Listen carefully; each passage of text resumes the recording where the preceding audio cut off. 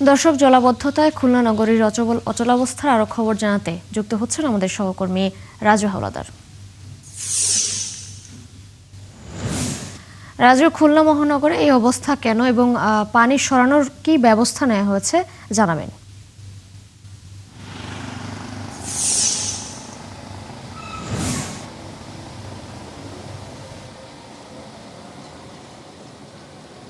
জি, ধন্যবাদ তিশা আপনাকে। তিশা, খুলনা অঞ্চলের যে অল্প বৃষ্টিতেই এখানে জলাবদ্ধতার সৃষ্টি হয়। আপনারা কিছুক্ষণ আগেই শুনেছেন যে খুলনার যে জলাবদ্ধতা নিরসনের জন্য 2টি নদী খনন এবং 8টি খাল পূর্ণ খননের ব্যবস্থা করেছিলেন খুলনা কেসিসি। এবং খুলনার এই খননের জন্য এবং নদী খননের জন্য 62 কোটি টাকা ব্যয় ধরা হয়েছিল। এবং সেই সাথে আরেকটা কথা বলতে চাই, খুলনার অলিতে গলিতে সিটি কর্পোরেশনের বিভিন্ন ওয়ার্ডে নতুন করে ড্রেনেজের ব্যবস্থা করা হয় এই 62 কোটি টাকার ভিতরেই। কিন্তু আসলে কোনো জলাবদ্ধতা নিরসনের কোনো কিছুই সাধারণ মানুষ দেখছে না, ভোগান্তি রয়ে গিয়েছে।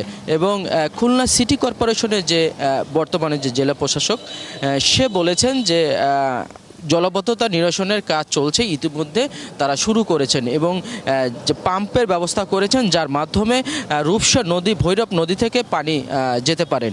এবং খুলনায় আপনি দেখছেন, আমি এখানে দাঁড়িয়ে আছি খুলনা রয়্যালের মোড়, যেখানে অল্প বৃষ্টিতেই এখানে পুরো ভরে যায়, মাজা পর্যন্ত পানিতে ভরে যায় এবং সাধারণ মানুষের ভোগান্তি দেখা যায়।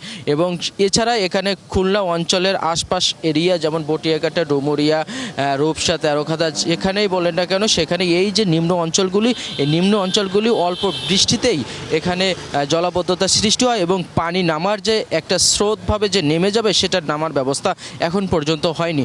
তবে নতুন সরকার এসেছে, ভোগান্তি বাড়ার চেয়ে কমার আশাবাদ করছেন খুলনা অঞ্চলের সাধারণ মানুষ।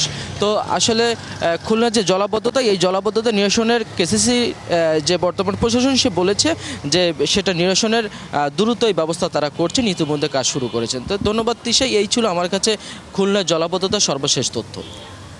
রাজু, ধন্যবাদ আপনাকে যুক্ত হবার জন্য। আপনার মাধ্যমে জানছিলাম খুলনার জলাবদ্ধতার খবর। আপনি সঙ্গেই থাকবেন, নিশ্চয়ই পরবর্তীতে আবারও যুক্ত হব আপনার সঙ্গে।